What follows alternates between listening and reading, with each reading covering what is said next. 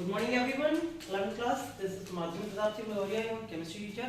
As we have discussed in our previous chapter, what was the Lewis dot structure.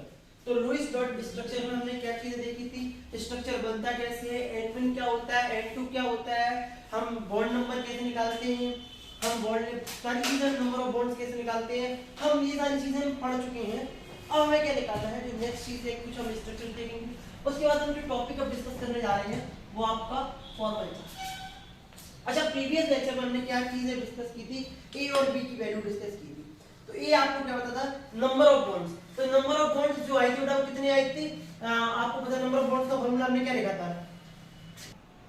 तो आपने देखा था कि हम लोगों ने ए की वैल्यू निकाली थी, नंबर ऑफ बॉन्ड्स। तो number of bonds, number of bond,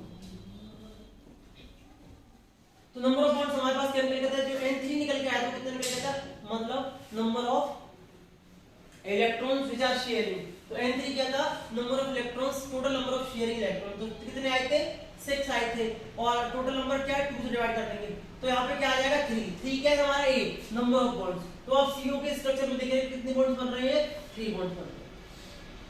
फिर लास्ट में जब हमने देखा था कि बी निकालना, बी क्या था, बी आपको बता रहा था नंबर ऑफ लोन पेयर्स बता रहा था। बी आपने कैसे निकाला था, बी का जो फॉर्मूला था वो था N4 अपॉन 2। तो N4 हमारा कितना आया था, N4 हमारा था 4 और आ गया 1। तो कितने लोन पेयर है टोटल, बेटा 2 लोन पेयर बन रहे हैं। तो आप कंप्लीटली लोन पेयर एक को नहीं दे सकते, तो एक आपको लोन पेयर ऑक्सीजन को देना पड़ेगा, एक आपको कार्बन को देना पड़ेगा। तो ये स्ट्रक्चर हमने पूरा किसके अकॉर्डिंग बनाया है, लुईस डॉट स्ट्रक्चर के अकॉर्डिंग। किसके अकॉर्डिंग, लुईस डॉट स्ट्रक्चर के अकॉर्डिंग पूरा हमने स्ट्रक्चर ड्रॉ किया है, लुईस डॉट स्ट्रक्चर। ठीक है, ये रूल होता है। सबसे पहले आप क्या निकालेंगे, N1 निकालेंगे, देन आप N2 निकालेंगे, N2 निकालने के बाद N3 निकालेंगे। N3 कैसे निकालेंगे, N2 minus N2 minus N1 था N3 को निकालने का तरीका। फिर आप क्या निकालेंगे, A निकालेंगे। A आपको क्या बता रहा है, मैंने आपको बताया था ए आपको नंबर ऑफ बॉन्ड्स बता रहा है, क्या बता रहा है, नंबर ऑफ बॉन्ड्स। उसके बाद आप क्या निकालेंगे, N4 निकालेंगे। N4 निकालने का तरीका क्या था, हमारा आपसे कुछ पूछता है, N4 आप कैसे निकालेंगे, N1 माइनस N3 कैसे निकालेंगे, N1 माइनस, तो N1 क्या था, N1 आपको याद है total number of electrons present in outermost cell. मतलब तो 8 इसके हो जाएंगे, 8 इसके हो जाएंगे, टोटल कितने हो जाएंगे, 16 इलेक्ट्रॉन हो जाएंगे। मतलब भले ही वो शेयरिंग इलेक्ट्रॉन है, नॉन शेयरिंग है, बट कहीं ना कहीं ऑक्टेट तो कंप्लीट हो रहा है। कार्बन का भी ऑक्टेट कंप्लीट हो रहा है, ऑक्सीजन का भी। तो 8 इसके ऑक्टेट में आ जाएंगे, देखिए बेटा, और 8 इसके, देखो 6 ये हो गए, 6 2 8, और यही चीज इसके लिए भी। तो टोटल कितने हो गए, 16 इलेक्ट्रॉन हो गए। तो N1 भी हमने निकाल लिया, फिर N2 भी निकाल लिया। इस तरीके से आप लुईस डॉट स्ट्रक्चर को ड्रॉ करेंगे। अब एक टॉपिक आता है फॉर्मल चार्ज। तो फॉर्मल चार्ज बहुत इंपॉर्टेंट चीज है, फॉर्मल चार्ज को समझना। मैंने एज डेफिनेशन आपके सामने लिख रखी है कि फॉर्मल चार्ज क्या होता है, charge on an atom in Lewis dot structure. कि कोई एटम है उसके ऊपर चार्ज कितना है, वो आपका फॉर्मल चार्ज होगा। मैं एग्जांपल भी लूंगा, उसके बाद अब आपको फॉर्मूला भी इसका एक दिखाऊंगा, जिस फॉर्मूले से आप इसको लिखना सीखेंगे। तो फॉर्मूला आप लिख लीजिए, फॉर्मल चार्ज का फॉर्मूला क्या होता है,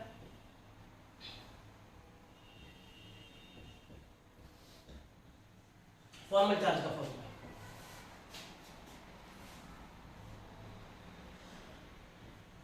वैलेंस इलेक्ट्रॉन्स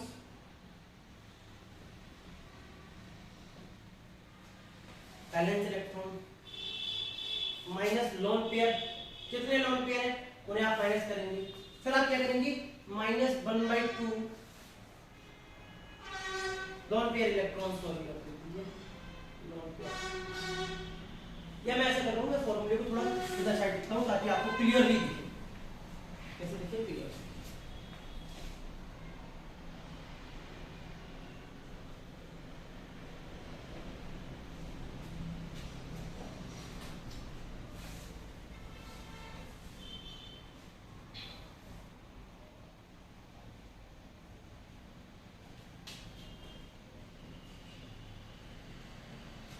बैलेंस इलेक्ट्रॉन, कितने बैलेंस इलेक्ट्रॉन होंगे, यहाँ पर कितने थे, 16 बैलेंस इलेक्ट्रॉन थे, 16। अब माइनस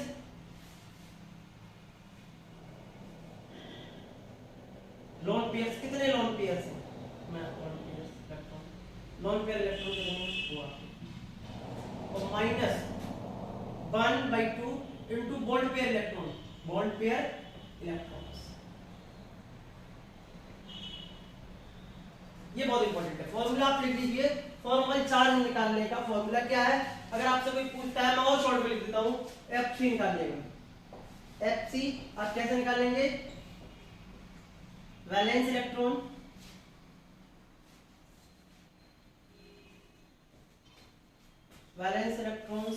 माइनस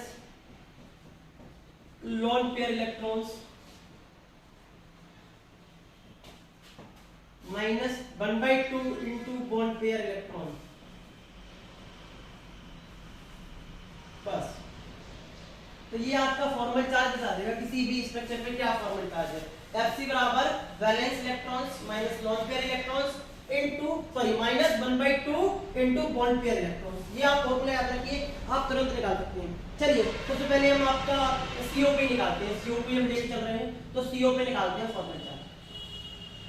तो CO पे फॉर्मल चार्ज निकालेंगे तो सबसे पहले आप किस पे निकालेंगे? आप कार्बन पे निकालेंगे, उसके बाद आप किस पे निकालेंगे? देखो कहीं ना कहीं मैं आपको एक तरीका सिखाऊंगा जिससे आप ओवरऑल चार्ज भी बता सकते हैं। देखो अभी हम ओवरऑल चार्ज करें तो हमारा जो कार्बन मोनोऑक्साइड है वो कहती है न्यूट्रल है। चलिए हम बात करते हैं किस पे? आपके इस पे। तो कहीं ना कहीं वैलेंस इलेक्ट्रॉन कार्बन के बाद कितने होते हैं? 4। कार्बन में फर्स्ट एटम की बात करते हैं, Fc on first atom, Fc on first atom किसका आपने लिया है? Carbon monoxide. तो इसे 1 दे देंगे नंबर, इसे 2 दे देंगे, तो 4 माइनस लोन पेयर इलेक्ट्रॉन्स किसके पास है? तो देखिए लोन पेयर इलेक्ट्रॉन इसके पास है कि नहीं है? लोन पेयर इलेक्ट्रॉन है या नहीं, देखिए वो ध्यान से।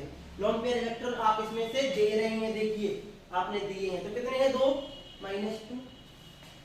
अब माइनस 1/2 बॉन्ड पेयर इलेक्ट्रॉन कितने? देखिए बॉन्ड पेयर इलेक्ट्रॉन बहुत ध्यान से देखिए, बॉन्ड पेयर इलेक्ट्रॉन भी 4 है, इन्हें 1 2 3 एक मिनट सॉरी 6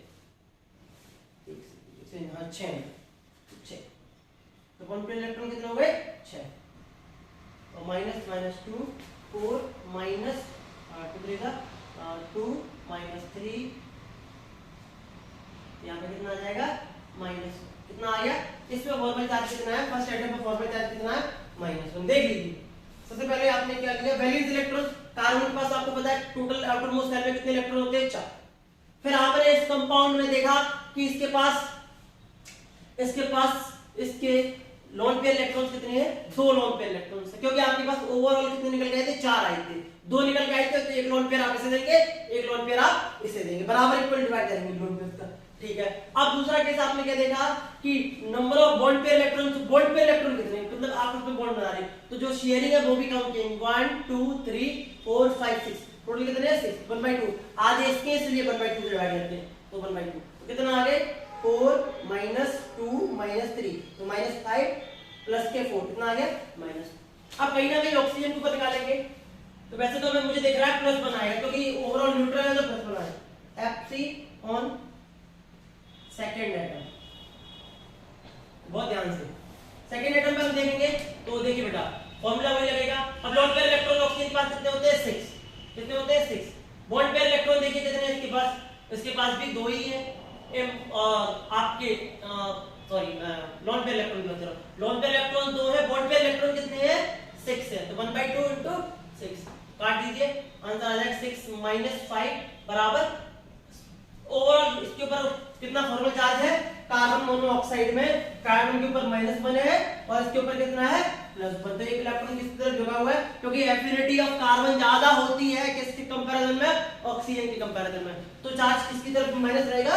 कार्बन के ऊपर, ऑक्सीजन को प्लस मिलेगा। तो बहुत सरल तरीका है, आप निकाल सकते हैं किसी भी फॉर्मल चार्ज। कैसे निकालेंगे? सबसे पहले आप क्या देखेंगे? लोन पेयर इलेक्ट्रॉन, आपको पता है सॉरी वैलेंस शेल इलेक्ट्रॉन, तो कार्बन के पास वैलेंस शेल में कितने इलेक्ट्रॉन होते हैं? आपको पता है 4 इलेक्ट्रॉन होते हैं। ठीक है, आपने 4 रखा। फिर आपको पता है, अब आप क्या देखेंगे? बॉन्ड पेयर इलेक्ट्रॉन कितने हैं? एक बॉन्ड पेयर है तो बेटा कितने हो जाएंगे bond pair electron? 2 bond pair electron हो जाएंगे। अब आप देखेंगे कि टोटल नंबर, सॉरी मैं बार-बार गलत बोल रहा हूं, लोन पेयर इलेक्ट्रॉन, तो एक लोन पेयर है तो कितने हो जाएंगे? 2 इलेक्ट्रॉन हो जाएंगे। फिर आप देखेंगे बॉन्ड पेयर इलेक्ट्रॉन, कितने देखेंगे? बॉन्ड पेयर इलेक्ट्रॉन, तो बॉन्ड पेयर इलेक्ट्रॉन जो है ना वो कितने हैं टोटल? 1 2 3 4 5 6, तो 6 इलेक्ट्रॉन, तो 1/2 से डिवाइड कर दीजिए, तो कितने हो गए? 4 -2 -3, तो कितना आ गया? ओवरऑल फॉर्मल चार्ज कितना आ गया? कार्बन के ऊपर -1, इसके ऊपर कितना आ गया? +1। इस तरीके से आप क्या निकालेंगे? फॉर्मल चार्ज निकालेंगे। अभी हम और स्ट्रक्चर लेंगे लुईस डॉटेड स्ट्रक्चर के, उसके बाद हम बात करेंगे। पहले आप ये नोट करिए, फिर हम आगे डिस्कस करते हैं। तो आपकी बोर्ड व्हाइट बोर्ड पर आपको क्वेश्चन दिख रहा है। क्वेश्चन ये बोल रहा है draw the Lewis dot structure of CO2, find formal charge on each atom. आपको लुईस डॉट स्ट्रक्चर भी ड्रॉ करना है और आपको क्या करना है, फॉर्मल चार्ज भी फाइंड करना है ईच एटम। बहुत इजी है। इसे आप सबसे पहले क्या करेंगे, आप लिख लेंगे CO। अब CO2 को सबसे पहले हमें क्या करना है, N1 निकालना है। तो N1 का फॉर्मूला क्या होता है, N1 का फॉर्मूला बताइए। मैंने आपको N1 का फॉर्मूला बताया था, याद करिए, बहुत ध्यान से याद करिए।